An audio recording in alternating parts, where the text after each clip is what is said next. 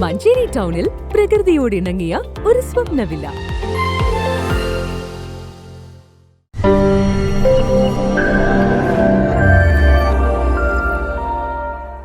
മാറ്റത്തിലേക്ക് ചുവടുവെച്ച് Manjeri അഗ്നിരക്ഷാസേന office. ഇതിനായി കരുവമ്പ്രം സാങ്കേതിക വിദ്യാഭ്യാസ വകുപ്പിന്റെ ക്യാമ്പസിൽ അനുവദിച്ച സ്ഥലത്ത് സ്വന്തം ഓഫീസ് കെട്ടിടത്തിന്റെ നിർമ്മാണ പ്രവൃത്തി തുടങ്ങി. 2014 മാർച്ച് മാസത്തിലാണ് കച്ചേരിപ്പടി IGBT ബസ് സ്റ്റാൻഡിലെ വാടക കെട്ടിടത്തിൽ മഞ്ചേരി അഗ്നിരക്ഷാ നിലയം പ്രവർത്തനം ആരംഭിച്ചത്. തുടർന്നാണ് മഞ്ചേരി അഗ്നിരക്ഷാ നിലയത്തിന് സ്വന്തം കെട്ടിടം നിർമ്മിക്കാനായി 50 സെന്റ് അനുവദിച്ചത്. എന്നാൽ സ്ഥല സംബന്ധമായ ചില പ്രശ്നങ്ങൾ കാരണം പുതിയ കെട്ടിടം നിർമ്മിക്കുന്നതിനുള്ള നടപടികളിലേക്ക് കടക്കാനായില്ല. ഇതെല്ലാം നീക്കി ഏറെ നാളത്തെ കാത്തിരിപ്പിനൊടുവിലാണ് അഗ്നിരക്ഷാ സേനയ്ക്ക് മഞ്ചേരി കരുവമ്പ്രത്ത് നിർമ്മിക്കുന്ന സാങ്കേതിക വിദ്യാഭ്യാസ വകുപ്പ് വിട്ടു നൽകിയ 50 സെന്റ് സ്ഥലത്ത് 3 കോടി രൂപ ചിലവഴിച്ചാണ് പുതിയ ഓഫീസ് നിർമ്മാണം നടക്കുന്നത്.